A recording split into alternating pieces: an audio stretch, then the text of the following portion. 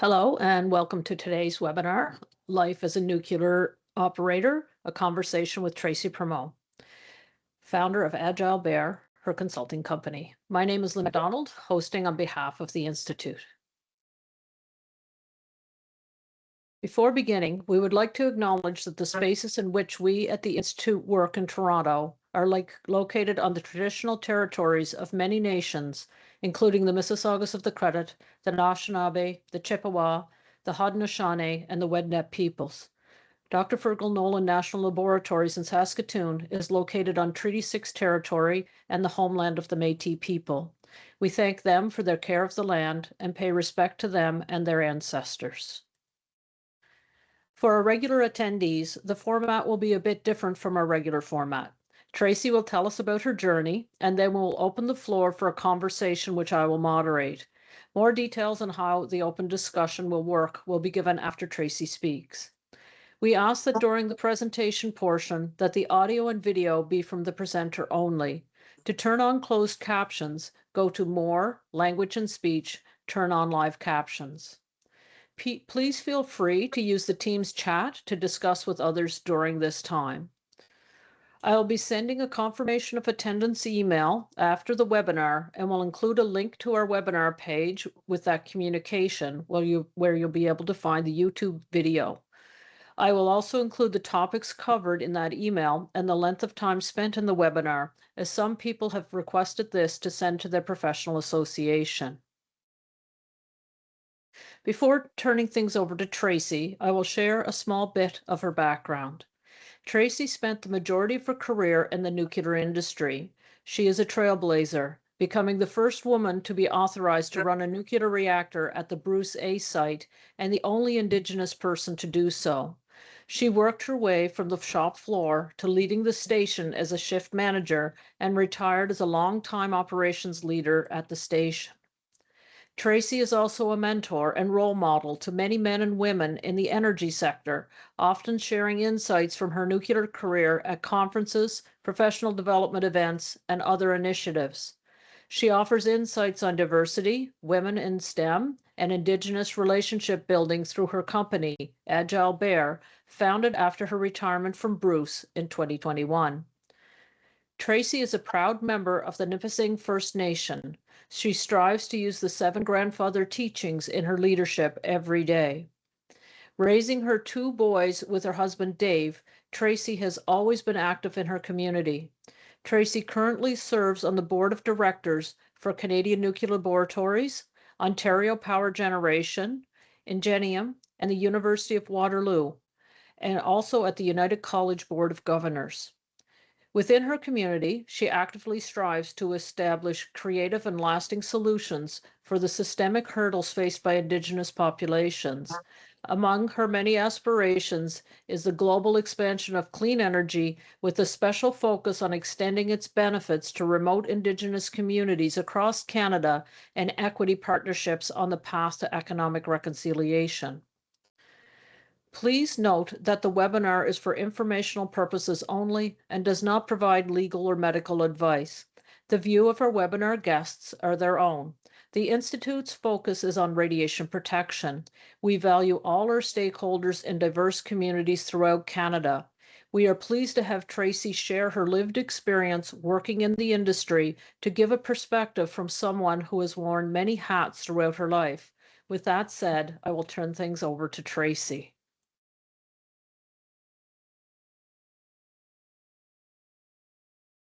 So welcome, Tracy. Miigwech. Thank you. Ani Bazu, Tracy and Nipissing First Nation. As mentioned, I'm Tracy Primeau. I come from the Nipissing First Nation in near North Ontario. Today I'm coming to you from Kincardine, where I live most of the year. And it is the traditional territory of the Saugeen Ojibwe Nation. I'm going to share a few slides about kind of a day in the life of a nuclear operator with a little bit of my personal story, and then I'm going to open it up for a conversation with Lynn and the rest of you. So I'm just going to flip to share here.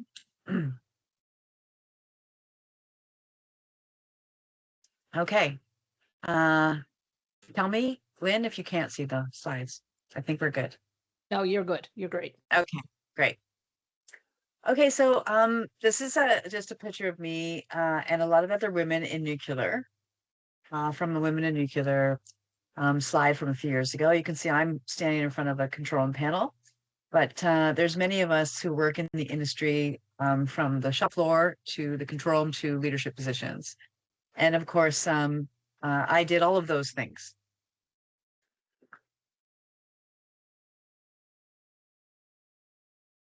So when I would get to work as a nuclear operator in the field, the first thing I would do would be to change. So back when I started in 1990 at the Pickering Station, before I went to the Bruce, you were expected to remove all of your civilian clothes and put on radiation clothing. So then that include underwear, bras, socks, and coveralls.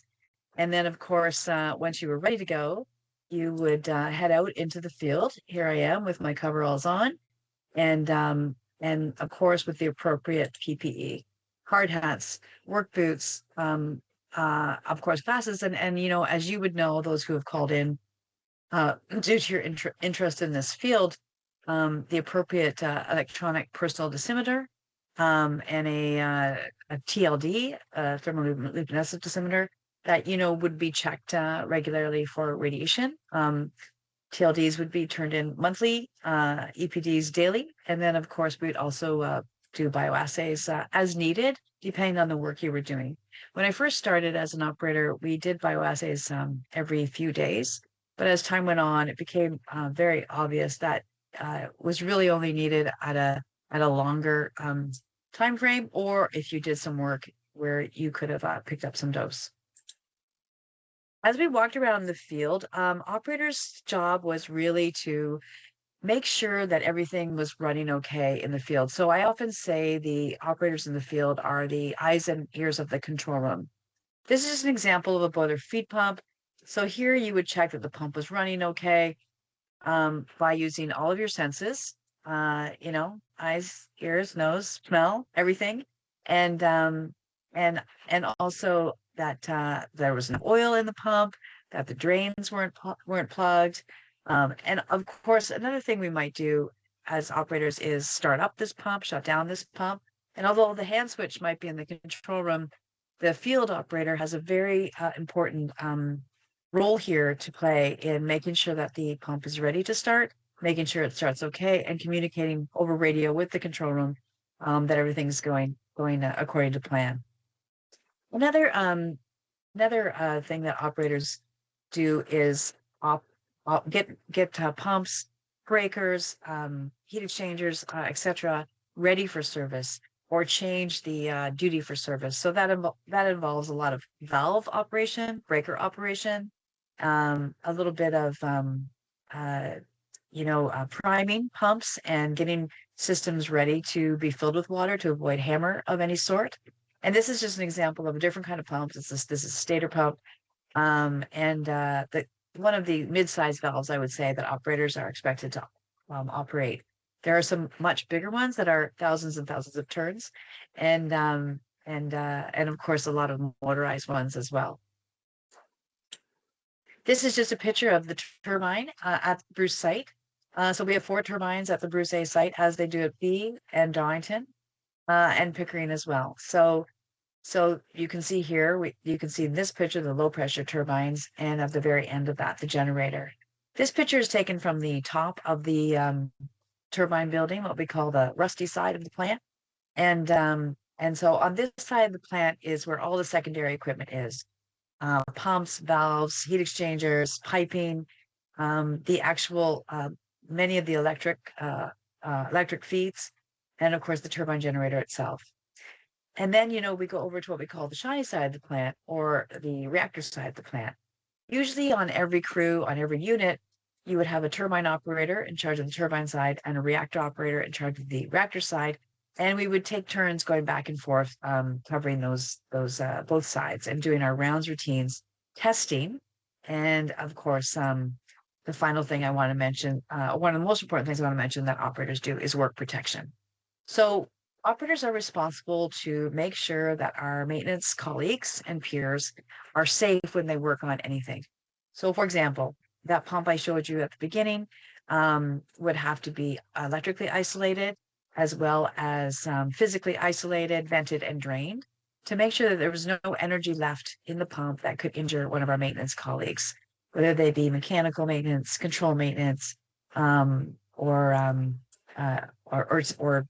civil maintenance, whether they're fixing it, cleaning it, doing the lube, checking the wires, whatever the case may be, or overhauling the entire pump. We want to make sure that they're safe to do so. This is one of the most important things operators do in the field, and from the control room, they coordinate this work, and then the field operators go and isolate the equipment. And this is just a picture of some red tags. We use red tags on some breakers to show what kind of isolation we do. We lock and tag everything, including valves, breakers, and even fuses. On the reactor side of the plant, of course, we have a special group of operators called fuel handling operators that load the new fuel bundles. So you can see here, this young man is picking up a fuel bundle with a hoist. They are about 55 pounds, so a bit too heavy to lift by hand.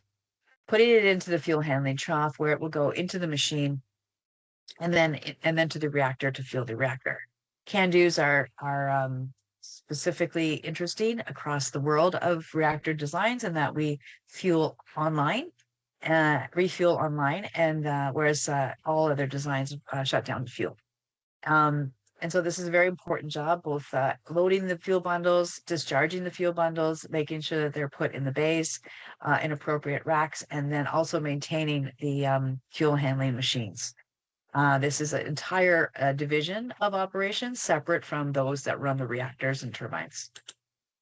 Here's a picture of me actually in the fuel handling area doing a leak test. So when we shut down all the reactors, we have a thing called a vacuum building outage, and we go in and we use leak tech to spray the entire containment structure and see if there's any major leaks that we need to deal with. And this is me just helping out when I was in the shift manager role in the fuel handling area, going in to do some leak testing in one of the restricted areas. You can see I'm not wearing a plastic suit, but a Tyvek suit with a full hood, and I have a SCBA scuba pack on my back, just because of the area we were going into. That was the only protection that was available. Here's a picture during restart on the 1-2 side at Bruce A.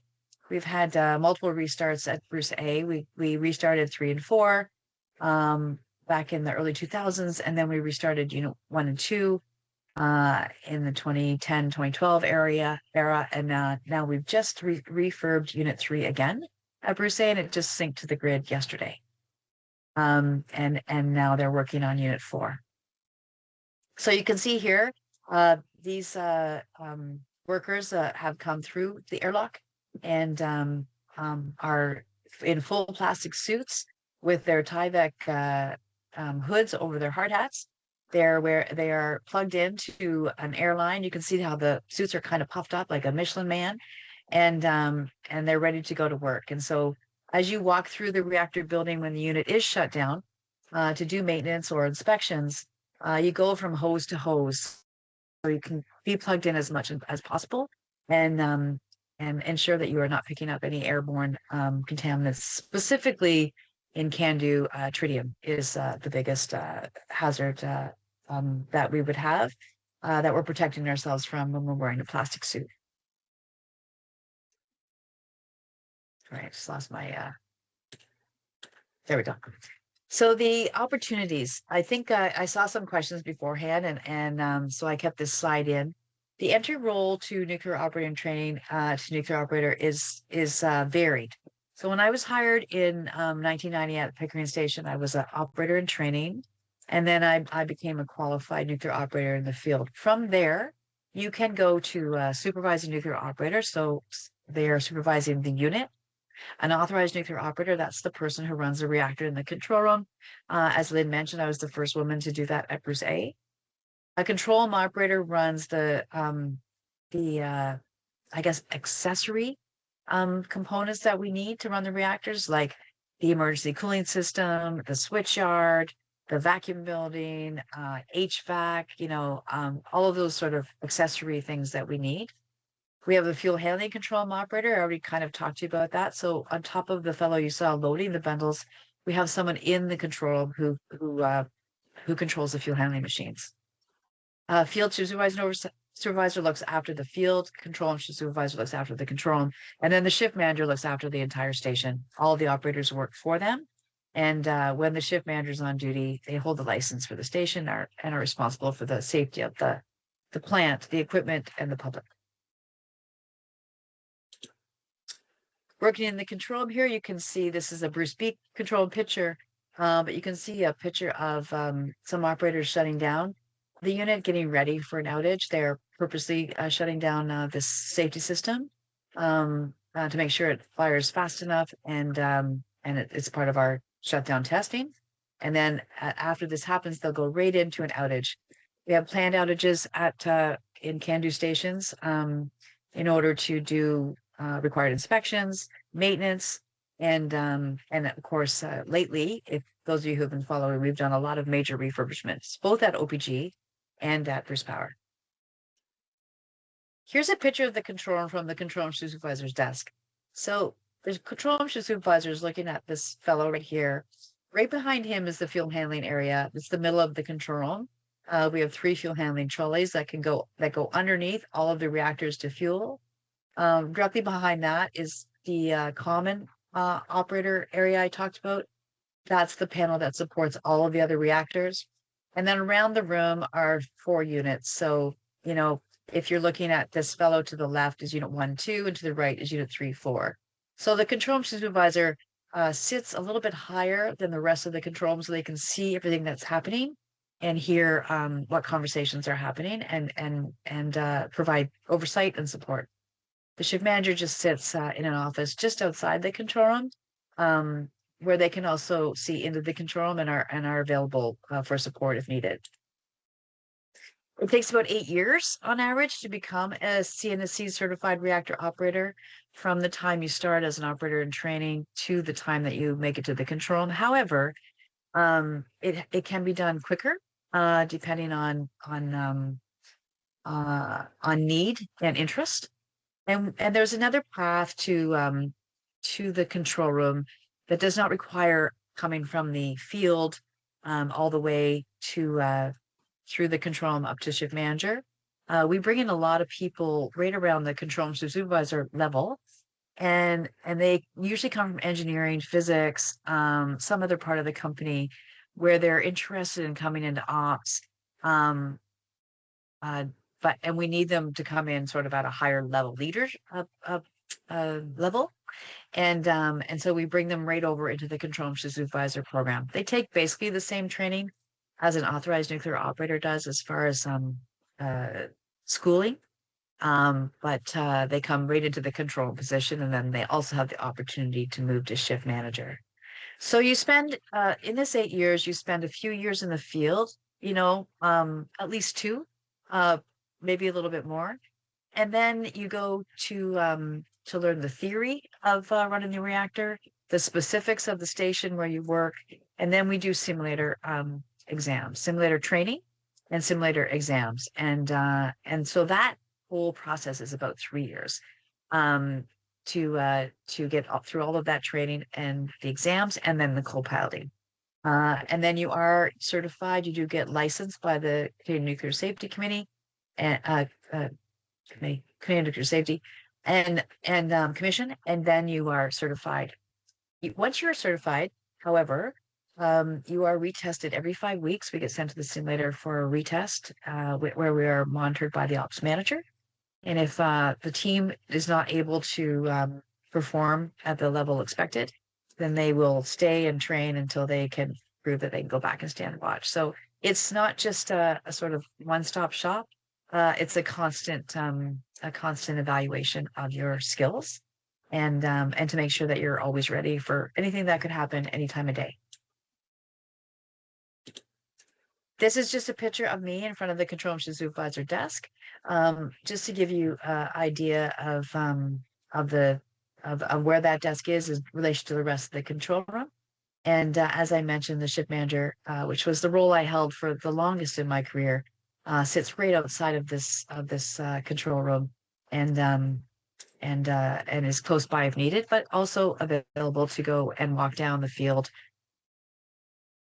So the shift manager really is a position that supervises both the control room and the field, which is what makes it the most rewarding of all the positions that I enjoyed. Once I retired from Bruce A in 2021, as Lynn mentioned, I started a consulting company called Agile Bear.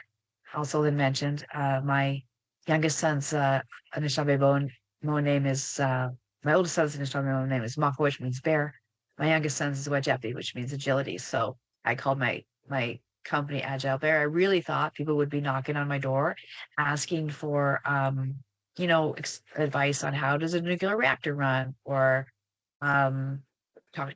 Can you tell us about safety culture? Can you talk to us about leadership? But what really happened was I got a lot of phone calls and asks from people to help them with their Indigenous engagement.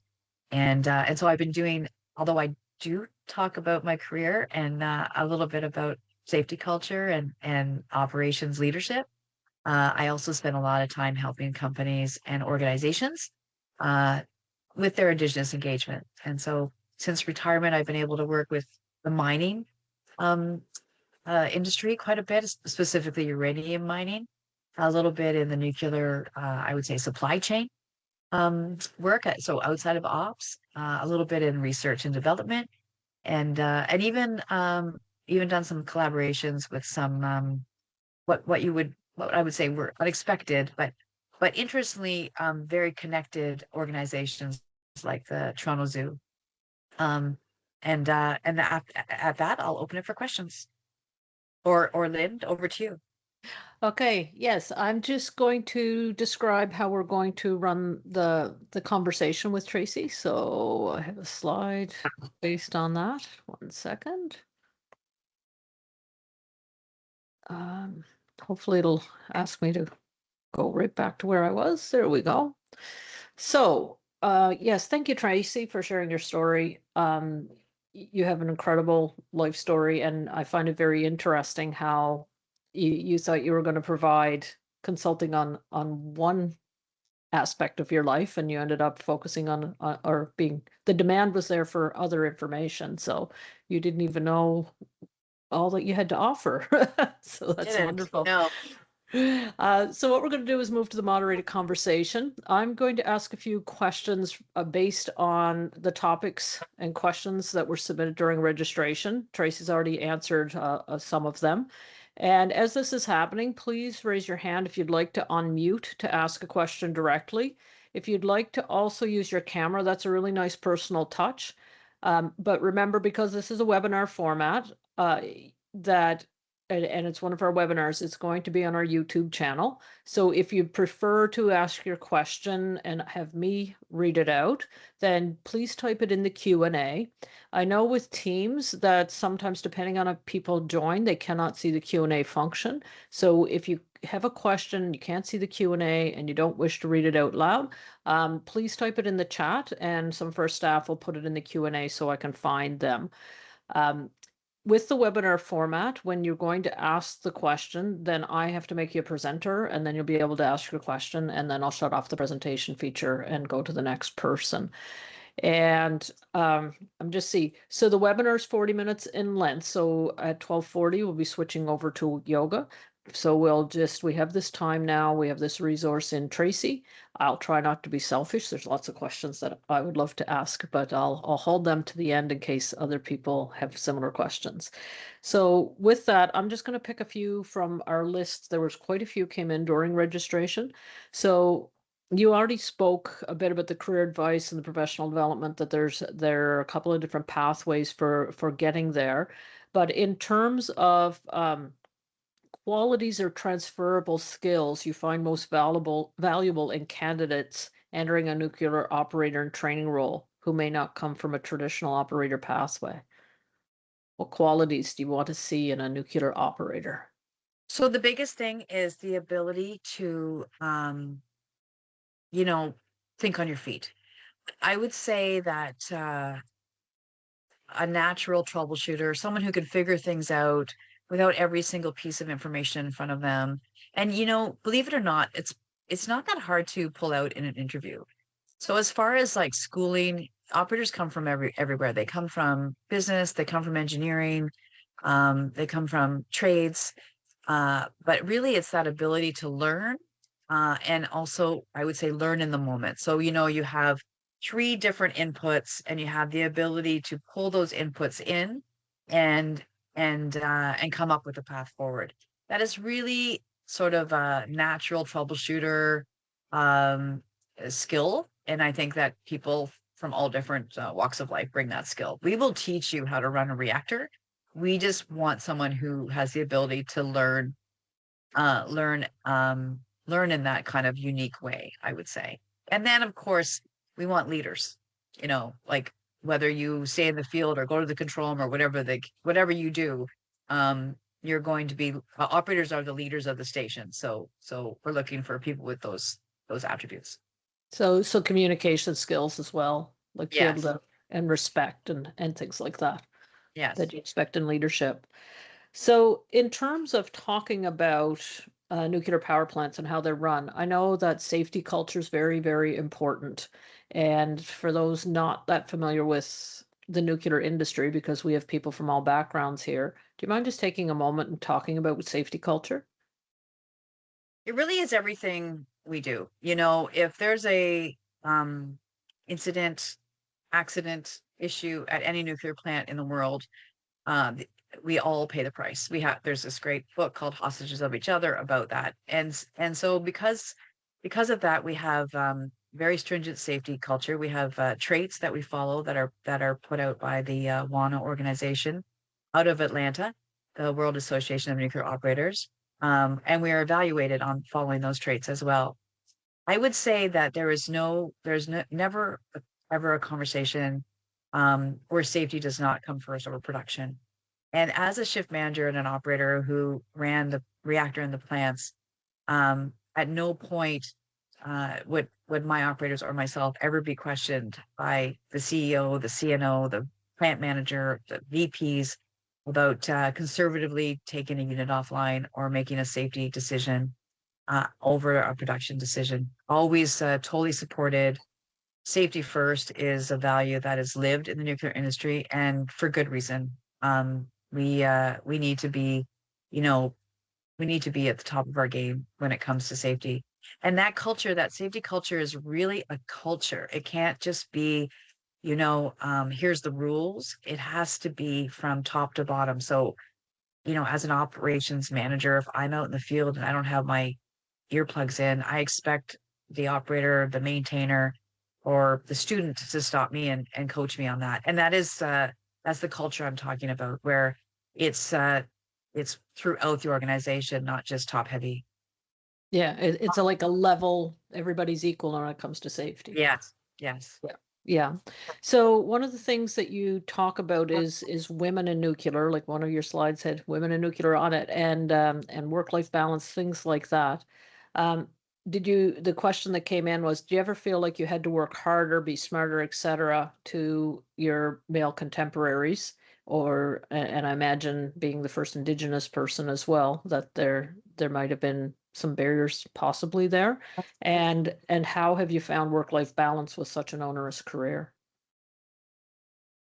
Yes, of course, I had to be better, but I would say that wasn't as that was as much me as my colleagues. I put extra pressure on myself to prove myself because I was the first. And Right. so I wanted to get the top mark and, have the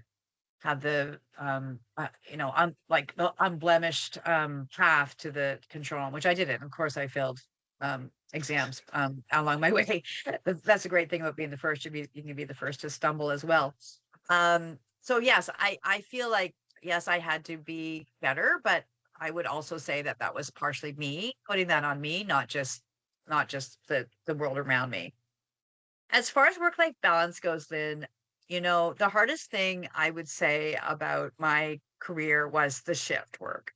And so I say that for me, I love shift work, but I say that as someone who has talked to a lot of moms and women about the journey. And so you really, that's really where you have to, where I had to, and I think people have to make sacrifices. And that's true for men and women. If Yes. you're a young parent and you're working, uh, like I worked 2 weekends out of 5 and nights and days and you're going to miss out on some things. You're going to miss out on, maybe a hockey tournament or a family event. But there are bonuses to that. I was home a lot when my kids were little during the week. And so I didn't really need daycare every day because I was a shift worker. And I could go to the school and do the, read along programs or the lunch programs or the field trips because I was off during the week. And so there are pros and cons. I would say for my boys who never knew any different, um, they to them that was just normal. They never saw that as weird. And also, I mean, I'm blessed to have a longtime partner who was was the Monday to Friday dad situation. So I mean, yes, it is the actual work and the studying is no more onerous than any other job, I wouldn't say, but it's the shift work that I find the hardest. However, you can find a way to do it. And what I will add is it companies are recognizing this now for young parents. They're recognizing that um there should be we have to make sure that once you take a shift job, you're not there for 20 years. Like you can get a 3 or 4 year break. You can go on a rotation.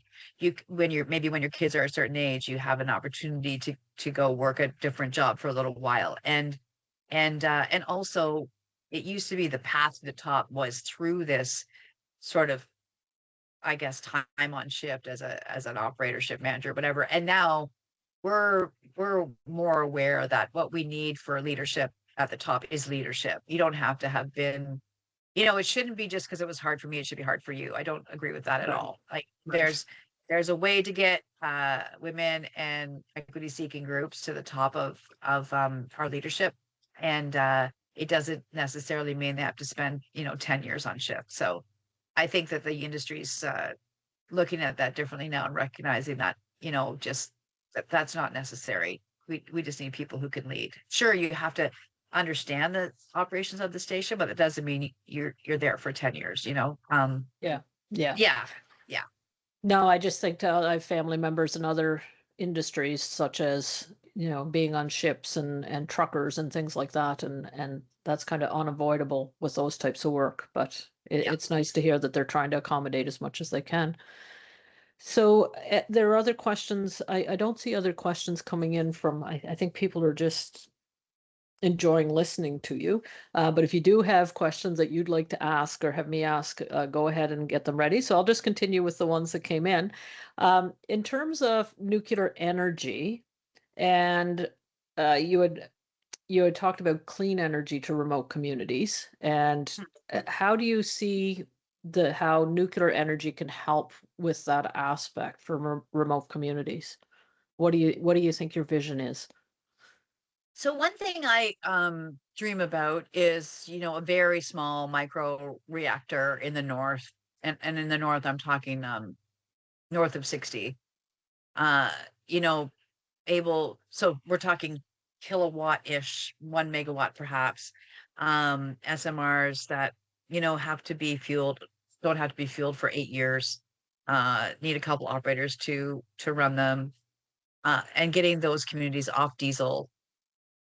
And also, almost every reactor design creates excess heat. It's not 100% efficient. And so using that steam heat to, you know, actually provide heating to homes and greenhouses and schools and industry in those communities. So not just electricity, but also this excess steam heat could be used, to really change lives.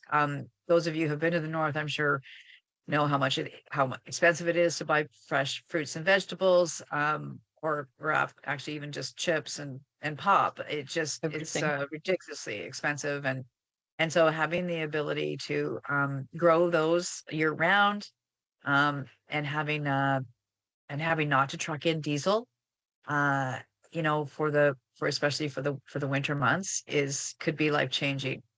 And then on another level, Lynn, I see where I'm going to say remote mining and industry and oil and gas, for example, in the West, could use a bit bigger reactor, say um, 100 megawatt reactor, and they could use that power and that excess steam to support their mining operations and oil and gas or whatever the case, whatever the industry might be.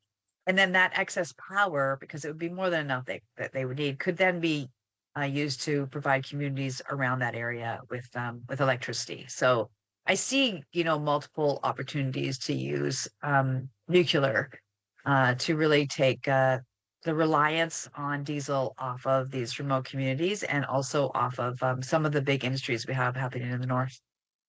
And in terms of the radiation protection, this has not been asked, but listening to you talk, the radiation protection program in your traditional class 1 facilities, you have a whole health physics department, everything else. Yeah.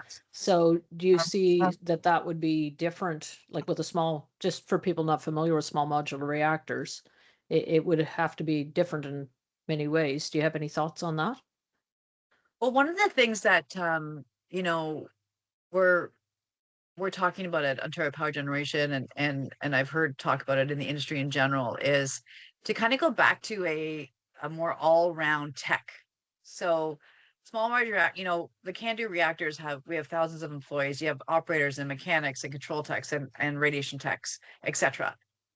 So go back to sort of an all-round tech where you are an operator, you're also in charge of radiation protection, your own radiation protection, and perhaps you have the call to protect a few other people.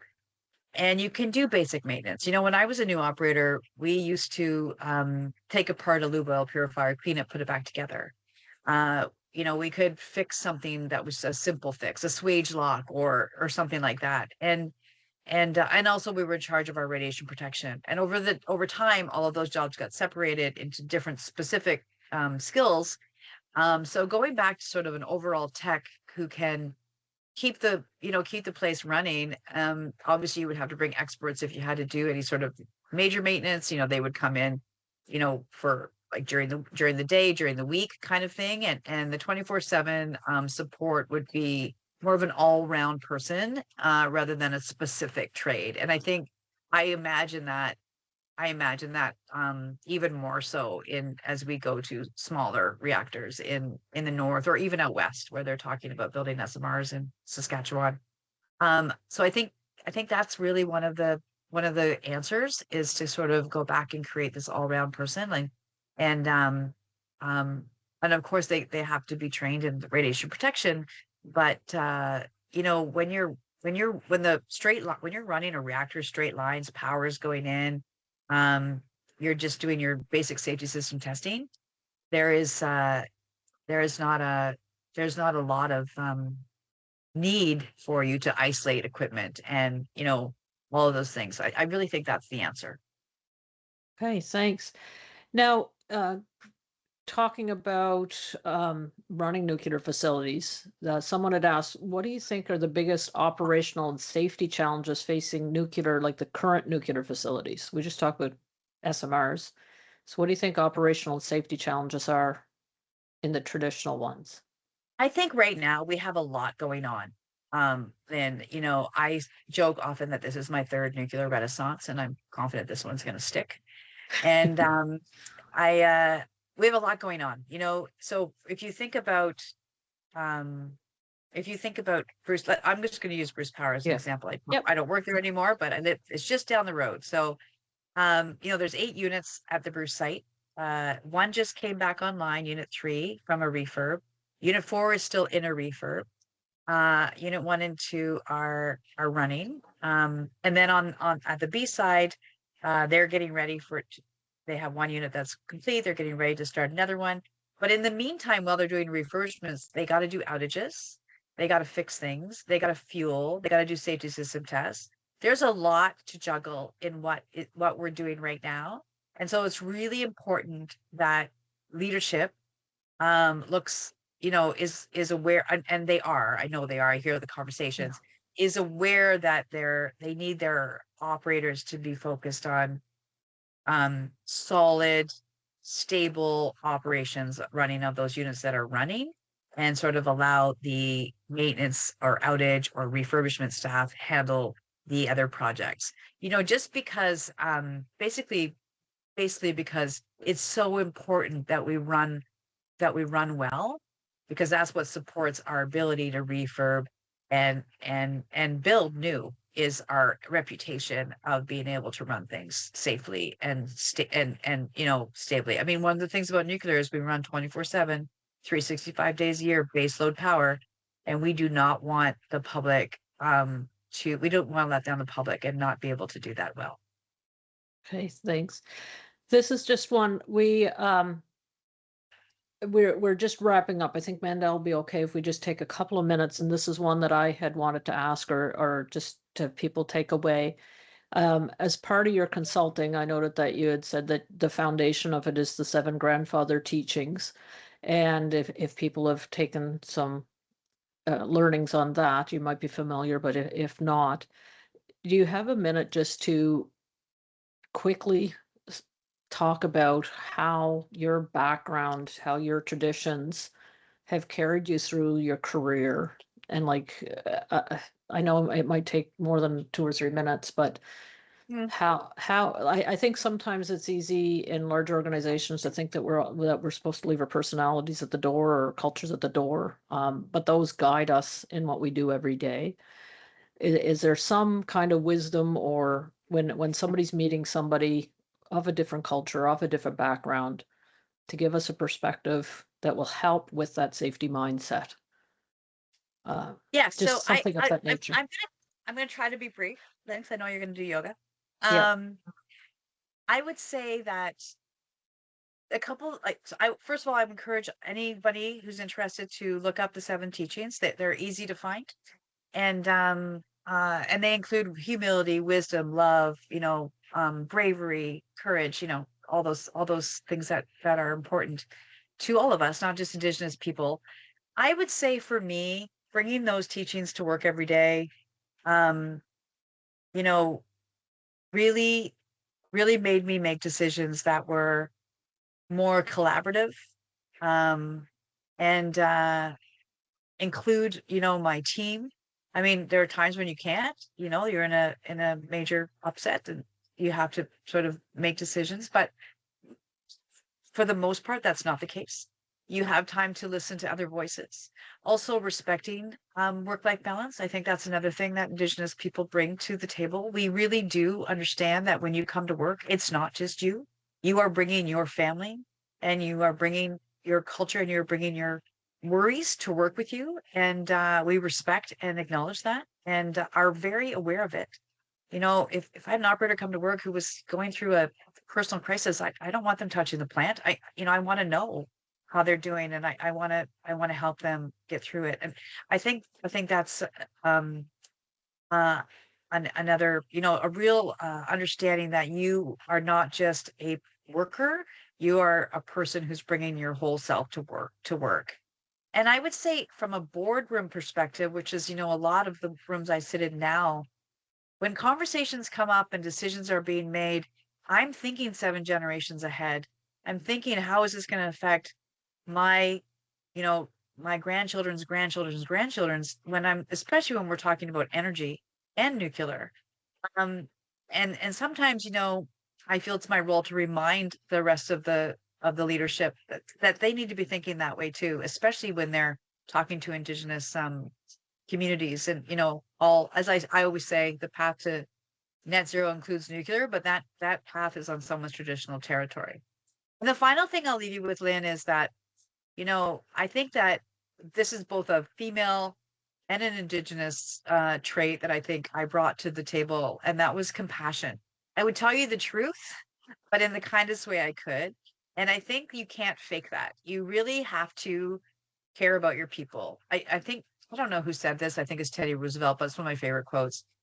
And it's that people don't care what you know until they know that you care. And that piece of leadership comes from my own upbringing, for sure. And also just figuring out how to stay true to myself. Yeah, it's easy to get lost. That's right. Okay, well, thank you so much, Tracy, for that. I think that, hearing from someone that's actually lived it has a great deal of value. I say all the time, theory and practice are two different things. And we can theoretically read it if a book or watch a YouTube video or whatever, but it's another thing to be here and actually hear you and be able to engage with you. So we hope now for everyone that was in attendance that you found the webinar on Tracy's lived experience in the nuclear industry as an Indigenous woman informative, and that something resonated for you. That the email for confirmation attendance will be sent once the video is processed and uploaded to our YouTube, and that would be before the end of next week. So sometime next week, expect your email. If you have any questions about any radiation safety topic, please feel free to contact us at the Radiation Safety Institute of Canada. We have a toll-free information service to support questions from employers, workers, and the public with respect to both ionizing and non-ionizing radiation safety. We also provide consulting services for those who might need support in developing a radiation protection program and related services, including radiation surveys. If you have any further questions, just make sure you reach out. You can also visit us on the web at radiationsafety.ca and find us on Facebook, LinkedIn, and YouTube. So with that, so thanks again, Tracy. Hopefully the nuclear industry is very small, so hopefully we'll run into each other again. Sure we will. Thank you. I'd love to talk further. Thank So you. now what we're going to move to our 20-minute wellness break in the form of beginner yoga with Mandel Fraser of Power Yoga West in Prince Edward Island, which is on the east coast of Canada for those that are visiting from outside the country. So welcome, Mandel. We realize that some may have to go as their lunch break end, but appreciate you participating as you can. So I'm just going to admit a few people and we'll stop sharing. So Mandel there we go. Oh, I saw Mandel was here in the meeting. There you are. Mandel, I can't hear you. Can you hear me now? Yes, but you're very quiet. Thank you. So we'll just take a moment to switch over to yoga. Thank you. Can you hear me better now? You're still quite quiet. I'm not sure, or maybe that's me. Make sure. No, No, it's quite quiet. I could hardly it is hear quite her as quiet. well. Thank you, Laura. Just give me a second here.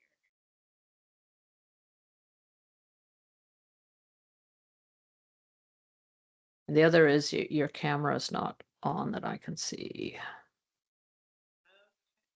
I can see myself, but it looks like it's on. So Oh, there, I can see you. Yeah, I can see you now. It's just the microphone is quiet. Not sure exactly why. yeah, I don't know. If I yell really loud, can you hear me like that? Like It's starting to pick up. I think it's almost noise suppression. I don't know if there's a noisy background and the noise suppression's on, or maybe it's shutting it off because of the music. How does it sound now? I just shut the noise suppression off. Yeah, that's quite a bit better. Yes. Oh, perfect. Yeah, but you'll still have to talk loudly, I think. I will, yes. Okay. Okay. So what I want you to do is I just want you to come to a comfortable seat. Close your eyes.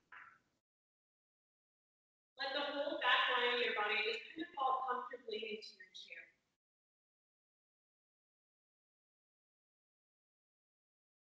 And just for these next few moments, I want you to start to breathe. I want you to notice how the breath moves into the body.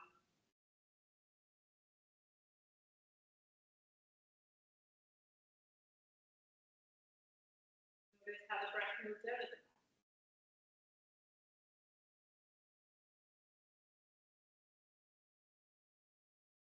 Notice if the breath is deep, shallow.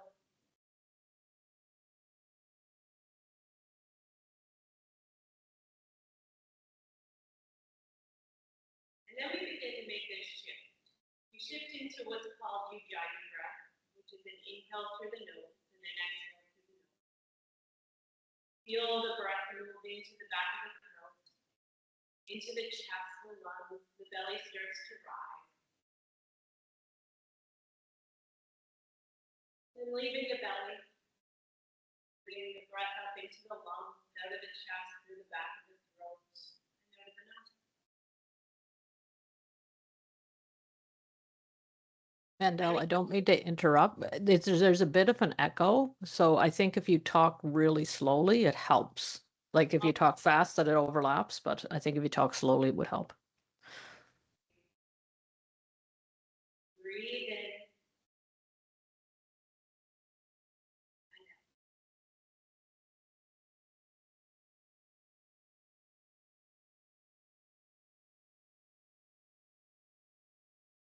And with that Ujjayi breath,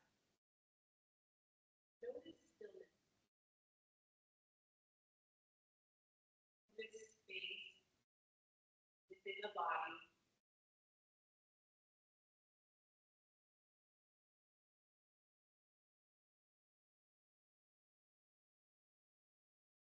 Now with the next inhale, we're going to take the right arm up towards the ceiling. Left hand is going to come down towards the side of the chair. And then we'll take our reach towards the left side of the room.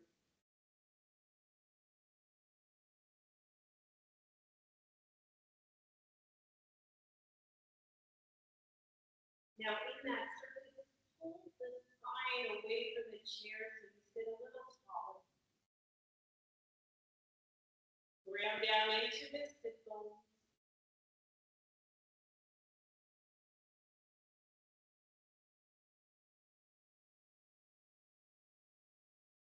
Deep breath in.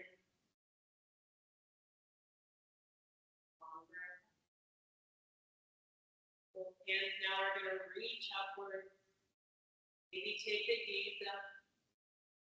Find length through the spine. And then we'll make that switch. Reaching now in the opposite direction. Find long. Round through the sit bones.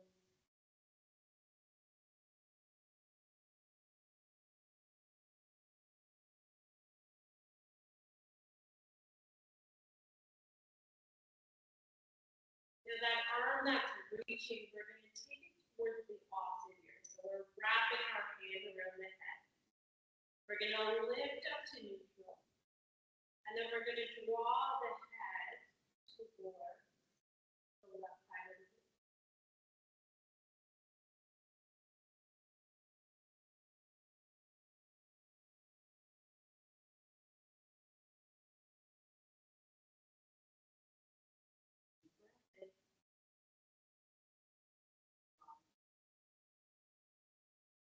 Your head now back up to center.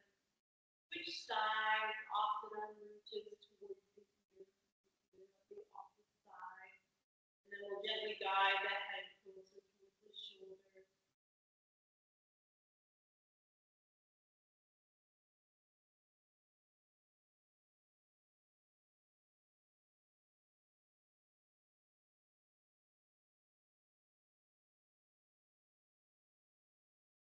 Always remembering that Ujjayi breath.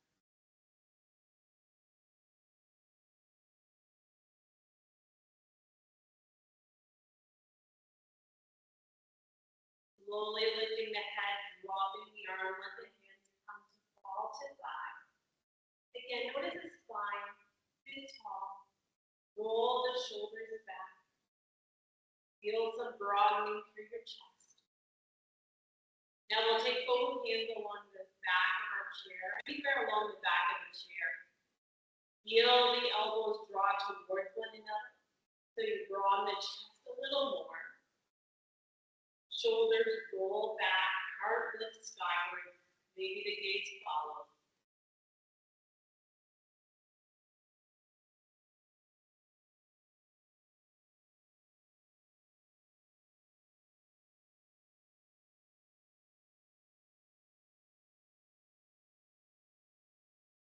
then just making sure you have space in front of you. You might have to slide your chair back a little. Take an inhale. We're going to slowly round the spine. Rounding the spine, the belly is going to come towards the thighs. The arms begin to drop heavy as well as the head. Soften the upper body along the lower body. Deep belly breath.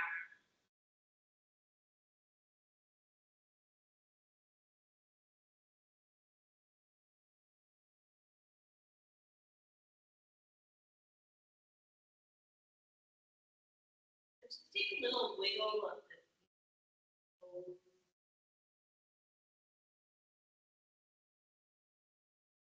Notice as the feet press into the earth. Start to feel more grounded in that space. Engage the legs. Start to feel a little pull into your core now as you slowly start to lift. Both arms reaching upwards. Fill up, take a deep breath in. Hands are going to come to the back of the head now. Elbows are wide. As you breathe out, elbows come together and head rounds in towards the chest.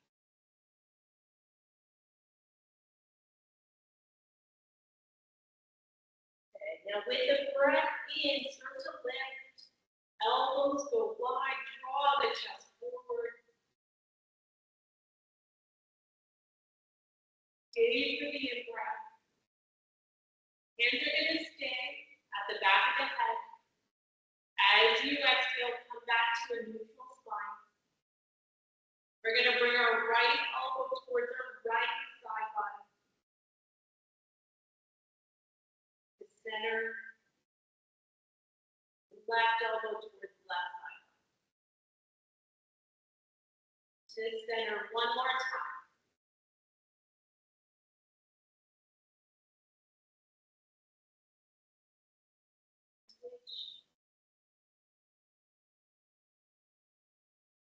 Back to center, reach the sky up, reach the arms skyward.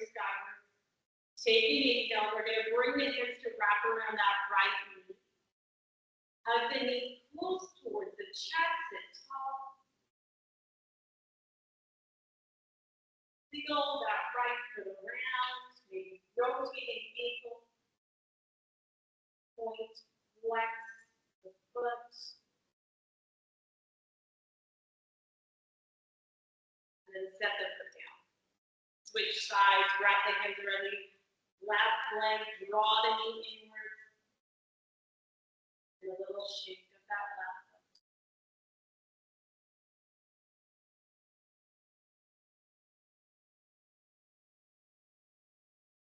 Breathe in.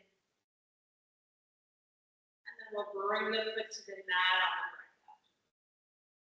Hands to thighs, sit tall.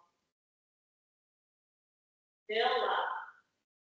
As you breathe out, we're going to heel toe the feet just a little wider than the distance. We're going to take the left hand to the left thigh. Right hand lifts up towards the ceiling.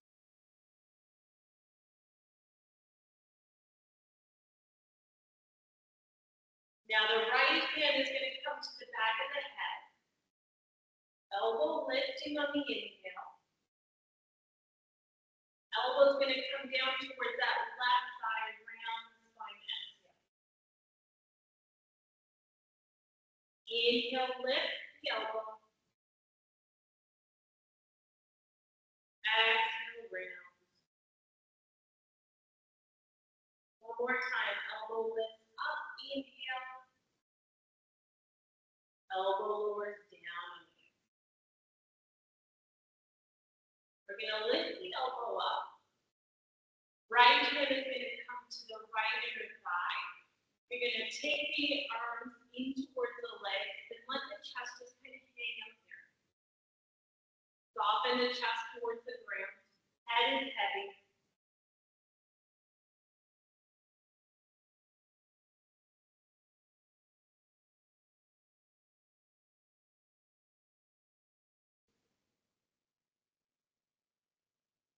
And then we'll switch. We'll keep our right arm where it's at. Left hand to the back of the head. Elbow lifts up, inhale. Elbow lowers down on the exhale. Again, inhale. Elbow lowers, exhale. One more time. Exhale, lower. Left arm towards the left thigh. Press the arms into thighs. Let the chest fall heavy.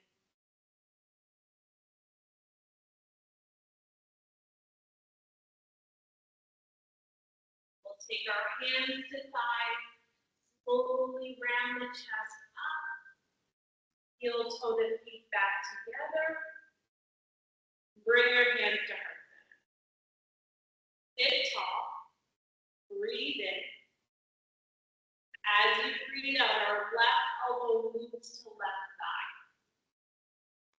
Press the hands into one another. Move the chest towards the right.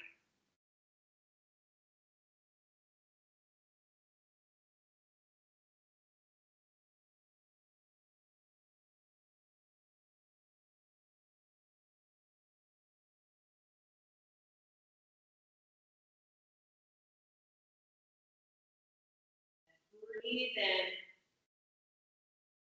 And come back to center. Breathe.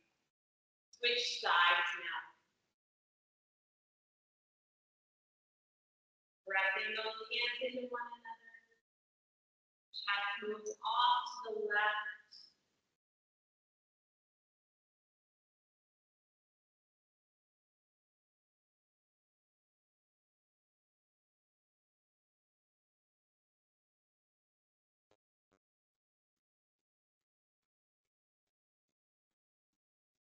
Breathe in. Exhale, hands to heart center. Take your hands and reach them wide. Pull those shoulder blades together. Take an inhale.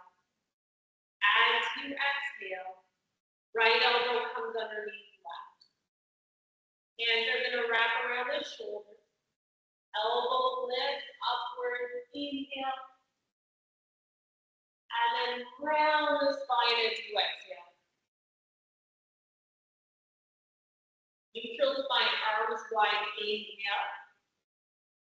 And we switch sides now, exhale. Hands wrap around the shoulders. Elbows lift, inhale.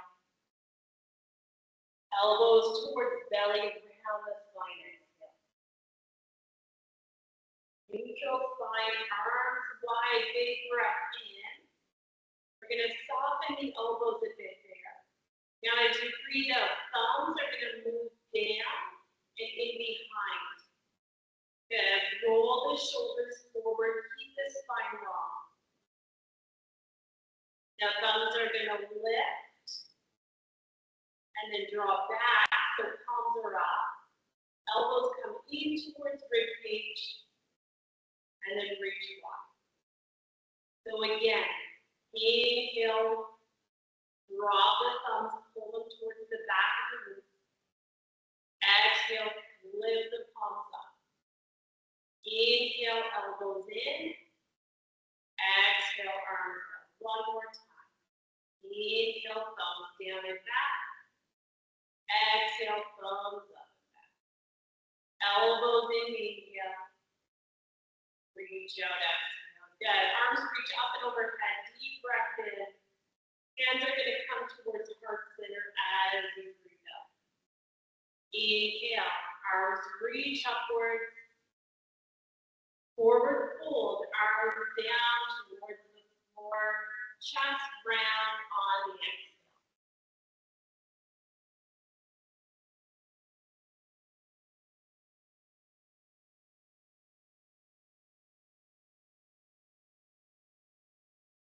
Root into your feet. Take the arms skyward. Inhale, big reach. And as you exhale, take the hands to heart center. You're going to scoot the sit bones a little bit closer towards the edge of the chair. Right leg is going to extend long, heel is going to press down into the floor.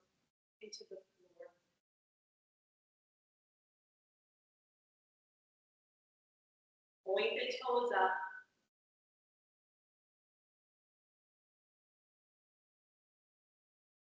Take a deep breath in.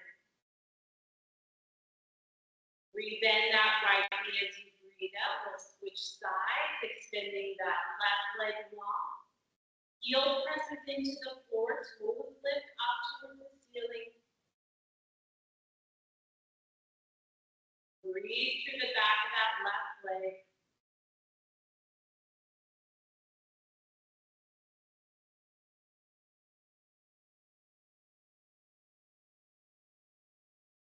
Breathe in. Bend into that left knee as you breathe out. Move the sit bones back. Rest your back body along the back of your chair. Hands are going to come to thighs. Soften the knees. Maybe even close the eyes.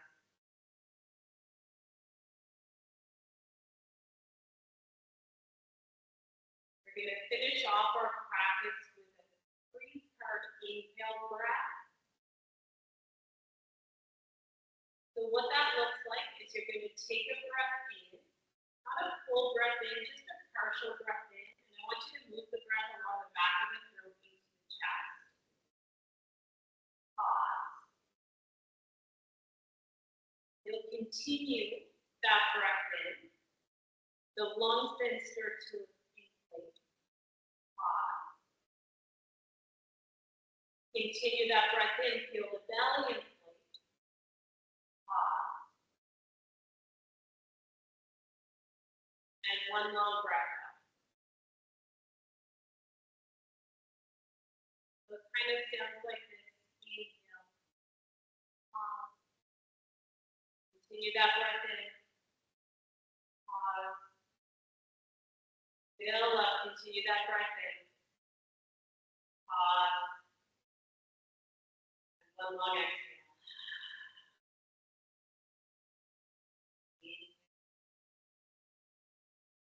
Inhale. Inhale. Exhale.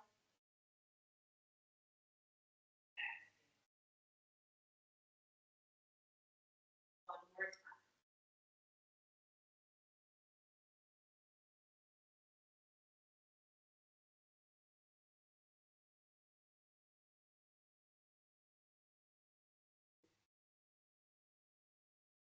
And as you exhale, fall a little heavier into your chair.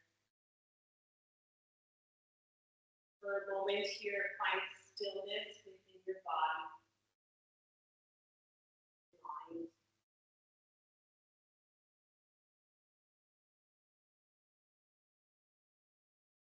Finding ease within this position.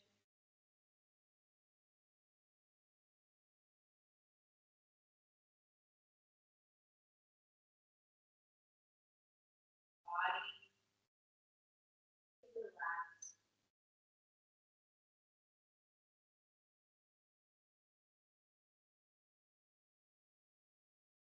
Mind within each passing moment.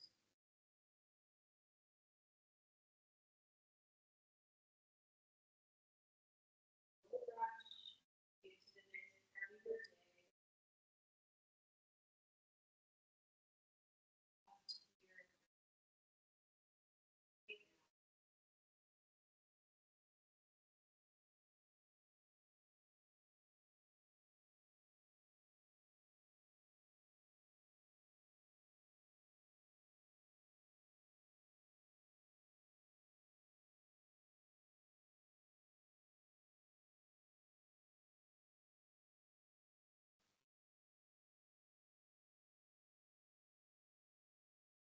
And beginning to deepen your breath.